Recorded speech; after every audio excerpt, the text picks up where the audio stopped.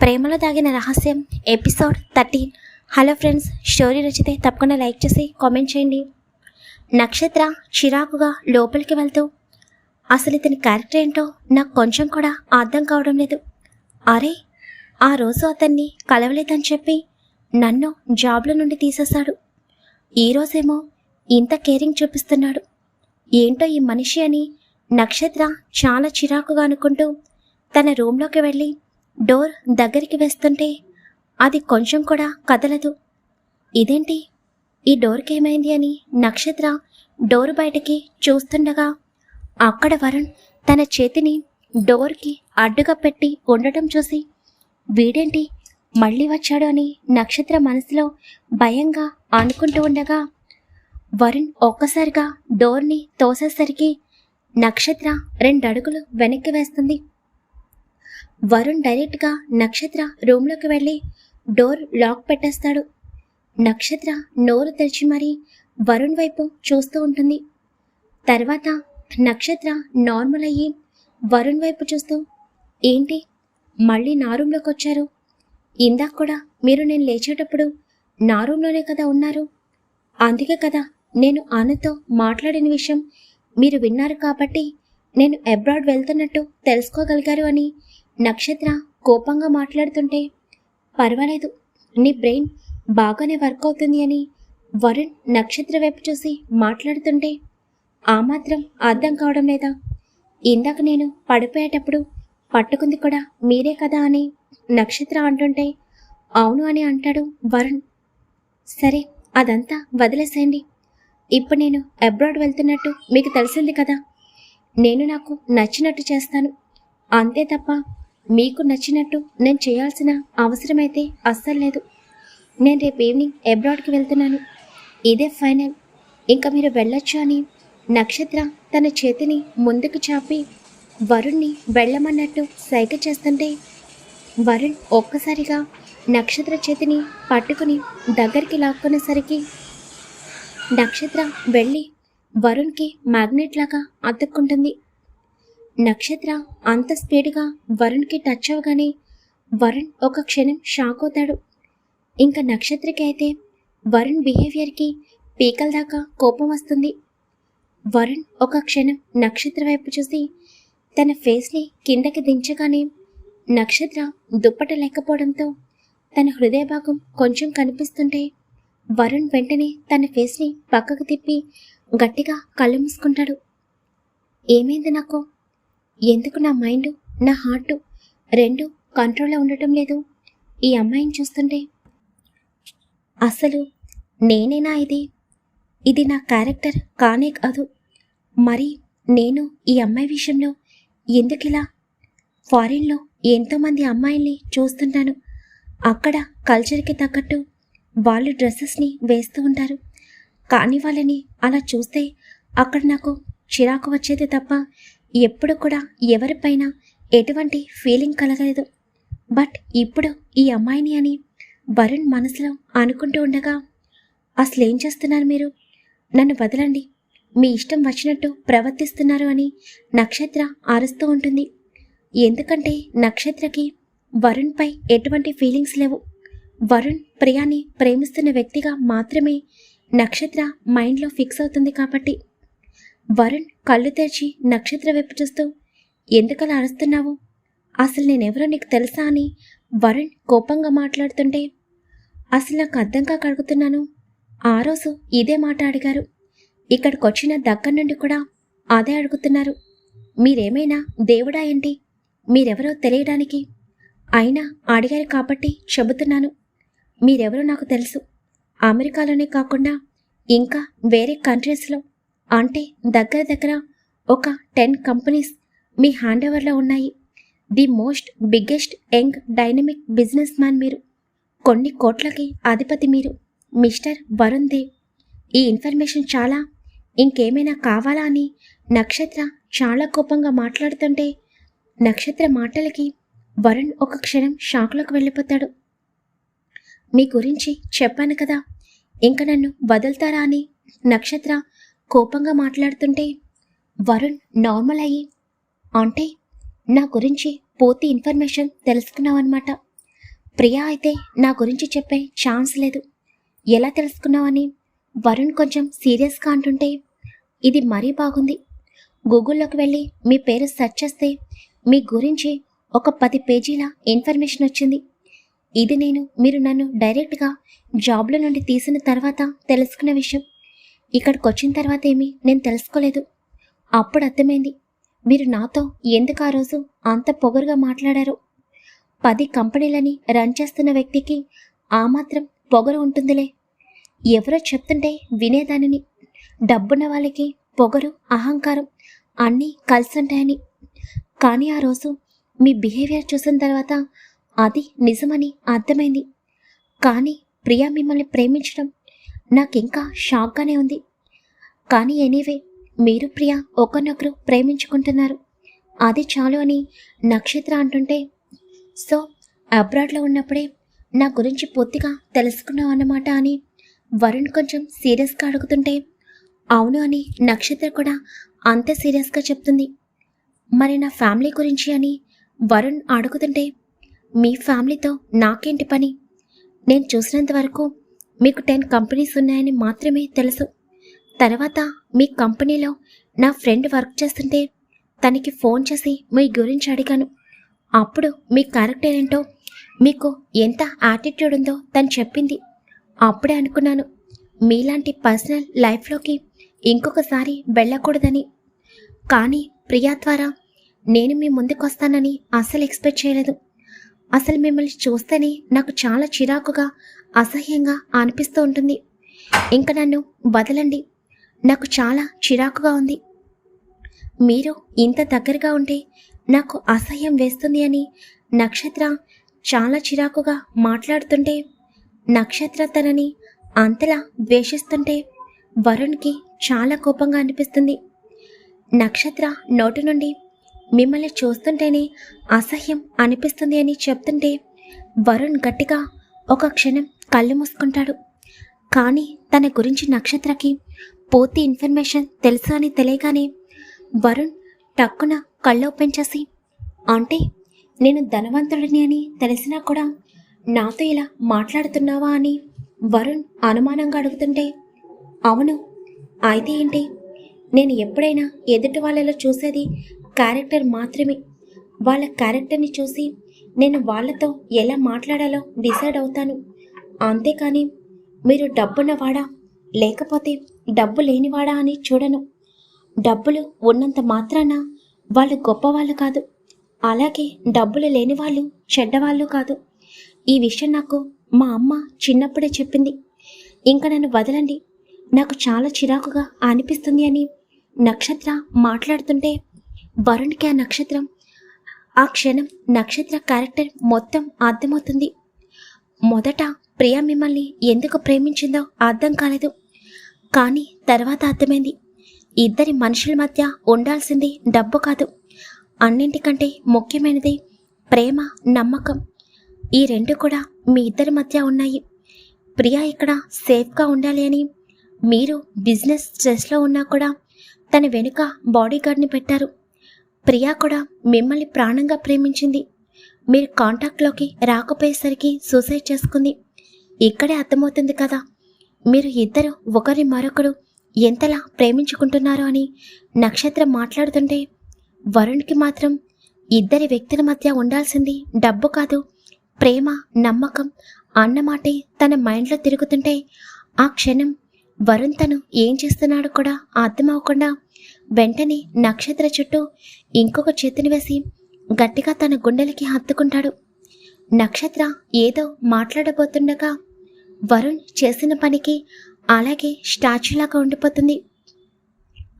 వరుణ్ మాత్రం గట్టిగా కళ్ళు మూసుకుని నక్షత్రని హాక్ చేసుకుని ఏమీ మాట్లాడకుండా మౌనంగా ఉండిపోతాడు. కొన్ని క్షణాల తర్వాత నక్షత్ర నార్మల్ అయ్యి వదలండి అని నన్ను అని గట్టిగా అరుస్తుంటే వరుణ్ ఒక చేతిని మాత్రమే నక్షత్ర మీద నుండి తీయగానే నక్షత్ర గట్టిగా ఊపిరి పీల్చుకుంటుంది. ఎందుకు ఇలా చేస్తున్నారు అని నక్షత్ర వరుణ్ నుండి దూరం జరగడానికి ప్రయత్నిస్తుంటే, ఎందుకలా కదులుతున్నావు, నార్మల్గా నుంచోలేవా అని నక్షత్రాల కదులుతుంటే నక్షత్ర బాడీ కూడా తనకి అటు ఇటు టచ్ అవుతుంటే వరుణ్లో తెలియని ఫీలింగ్ కలుగుతూ ఉంటుంది. మీరు నన్ను బదలినప్పుడు ఇంకా ఎలా ఉండాలి అని నక్షత్ర కోపంగా మాట్లాడుతుంటే, మనమున్న పొజిషన్ చూసుకున్నావా అని వరుణ్ చిన్నగా అడుగుతుంటే, ఏం పొజిషన్ అని నక్షత్ర ఒక క్షణం కిందకి చూసి ఒక్కసారిగా గట్టిగా ఆ అని అరిచేసరికి వరుణ్ పెదవులపై సన్నని చిరునవ్వు వచ్చి వెంటనే మాయమవుతుంది.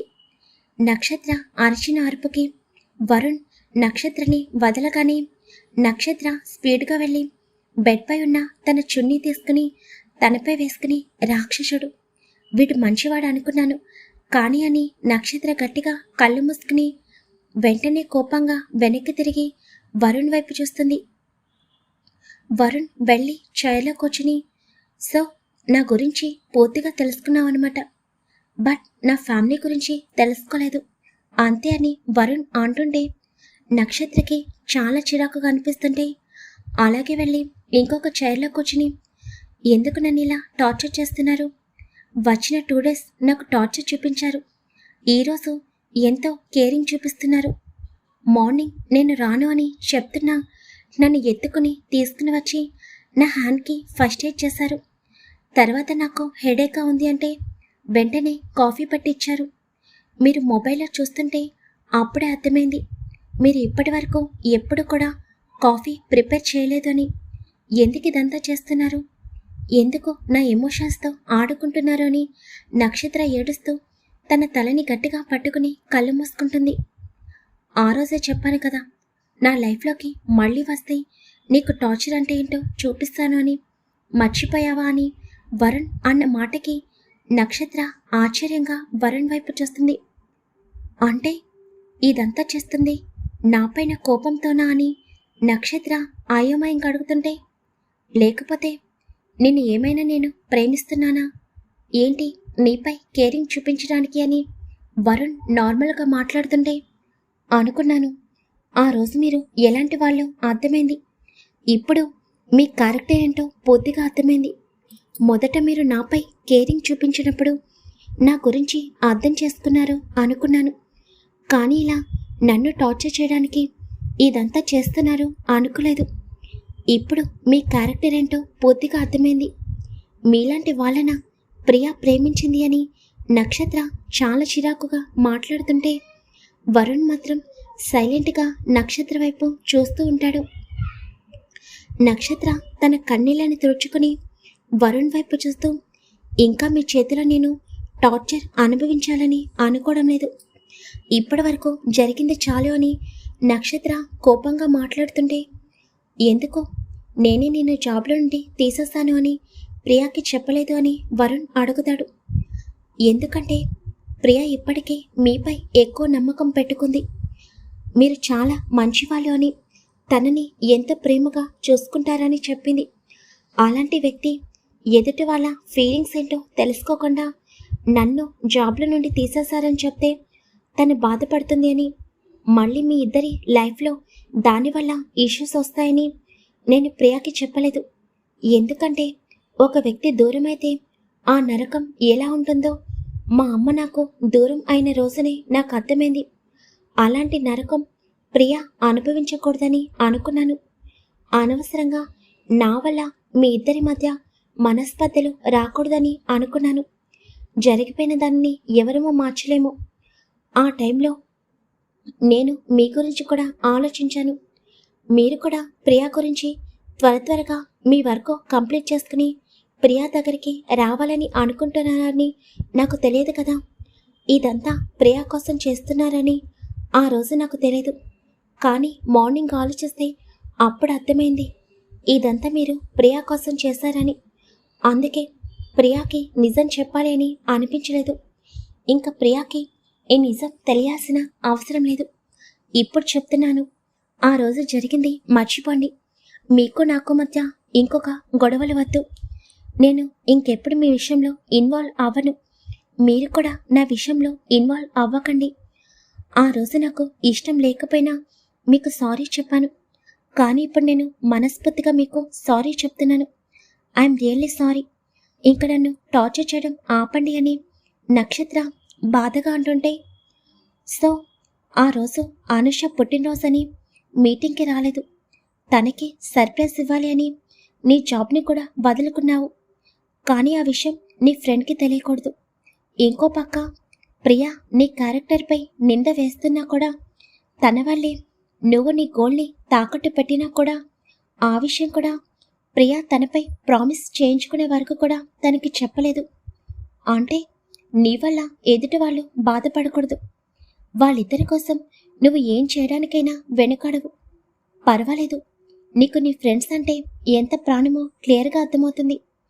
ఆ నమ్మకం కూడా ఎదుటి వాళ్ళకి ఉండాలి అన్న విషయం మాత్రం గుర్తుపెట్టుకో. అయినా అదంతా నాకు అనవసరం.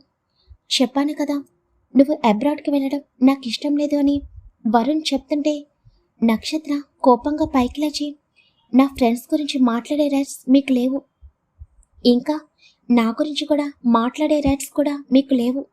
నేను అబ్రాడ్ వెళ్ళడం వెళ్ళకపోవడం నా ఇష్టం, మీకు ఇష్టం వచ్చినట్టు చేసుకోండి అని చెప్పి నక్షత్ర అక్కడి నుండి స్పీడ్గా వెళ్ళి ఫ్రెష్ అయ్యి తన హ్యాండ్ బ్యాగ్ తీసుకుంటుంటే ఎక్కడికి అని వరుణ్ చాలా సీరియస్గా అడుగుతాడు. రేపు ఈవినింగ్ కాదు, నేను ఇప్పుడే అబ్రాడ్కి వెళ్ళిపోతున్నాను. ఇక్కడ ఒక క్షణం కూడా ఉండను. మీ బిహేవియర్ అంటేనే నాకు చిరాకు వస్తుంది. మీలాంటి వ్యక్తి ఎదురుగా ఇంకొక క్షణం కూడా నేను ఉండాలని అనుకోవడం లేదు. గుడ్ బై అని చెప్పి నక్షత్ర ఒక అడుగు ముందుకు వేసేసరికి వరుణ్ నక్షత్ర చేతిని ఫోర్స్గా లాగేసరికి నక్షత్ర రౌండ్గా వచ్చి వరుణ్పై పడుతుంది. వరుణ్ నక్షత్ర చుట్టూ గట్టిగా తన చేతిని వేసి తన మొబైల్ తీసుకుని తన అసిస్టెంట్కి ఏదో మెసేజ్ పెడతాడు. వదలండి నన్ను అని నక్షత్ర గట్టిగట్టిగా అరుస్తుంటే షటప్ అని వరుణ్ అరిచిన అరుపుకి నక్షత్ర భయంగా వరుణ్ వైపు చూస్తుంది. ఇంతలో తన అసిస్టెంటు నక్షత్ర ఉన్న రూమ్లోకి వస్తాడు. అక్కడ వరుణ్ నక్షత్రని దగ్గరగా ఉండటం చూడగానే అతనికి ఆశ్చర్యంగా అనిపిస్తుంది. చెప్పింది చేశావా అని వరుణ్ సీరియస్గా అడుగుతుంటే ఎస్ సార్ అని అతను సమాధానం చెప్పగానే నక్షత్రకి మాత్రం ఏమీ అర్థం కాదు. వరుణ్ తన చేతిని పక్కకు పెట్టగానే అతను వరుణ్ చేతిలో కర్చీఫ్ పెడతాడు. ఇంక నువ్వు వెళ్ళు అని వరుణ్ సీరియస్గా చెప్పేసరికి అతను బయటికి వెళ్ళిపోతాడు. నక్షత్రకి మాత్రం అంత అయోమయంగా అనిపిస్తుంది. అవును, ఎప్పుడైనా ఎవరినైనా కిడ్నాప్ చేయడం చూసావా అని వరుణ్ నక్షత్ర వైపు చూస్తూ అడుగుతుంటే ఎందుకు చూడలేదు, మూవీస్లో చూస్తూ ఉంటాను కదా, అయినా ఇప్పుడు ఆ టాపిక్ అని అంటూ నక్షత్ర భయంగా వరుణ్ వైపు చూస్తూ ఉండగా వరుణ్ తన చేతిలో ఉన్న కర్చీఫ్ నక్షత్ర ముక్కుపై పెట్టగానే నక్షత్ర క్షణకాలంలో స్పృహ కోల్పోయి వరుణ్పై పడిపోతుంది. ప్రోమో. నెక్స్ట్ డే మార్నింగ్ నక్షత్ర నెమ్మదిగా కళ్ళు తెరిచి ఒక క్షణం తను ఎక్కడ ఉందో అర్థం కాక ఉలిక్కిపడి బెడ్ పై నుండి లేచి కూర్చుని అయోమయంగా చుట్టూ చూస్తూ ఉంటుంది. మొత్తానికి వరుణ్ మన నక్షత్ర పాపని అబ్రాడ్ వెళ్లకుండా ఆపేశాడు. ఇప్పుడు నక్షత్ర రియాక్షన్ ఏంటి? మరి వీళ్ళిద్దరి జర్నీ ఎలా ఉంటుంది? నక్షత్ర వరుణ్ ఇద్దరు ఇప్పటి నుండి ఒకే ఇంట్లో. వరుణ్ మనసులో ఏముంది? ముందు ముందు ఎపిసోడ్స్లో చూద్దాం. స్టోరీ నచ్చితే లైక్ చేసి కామెంట్ చేయండి. చూసి వెళ్ళిపోకండి. అలాగే మీ ఫ్రెండ్స్కి షేర్ చేయండి. Thank you friends. ఇక్కడ చాలామందికి చిన్న డౌట్ రావచ్చు, వరుణ్ అసిస్టెంటు డైరెక్ట్గా లోపలికి ఎలా వచ్చాడు అని. నక్షత్ర ఫ్రెష్ అవ్వడానికి వెళ్ళినప్పుడు వరుణ్ డోర్ లాక్ ఓపెన్ చేసి ప్రియాకాని బయటికి వచ్చిందేమోనని చూస్తాడు. అప్పుడే వరుణ్ డోర్ లాక్ దగ్గరికి వేయకుండా అలాగే ఉంచుతాడు. అందుకే వరుణ్ అసిస్టెంటు డైరెక్ట్గా రూమ్లోకి వస్తాడు.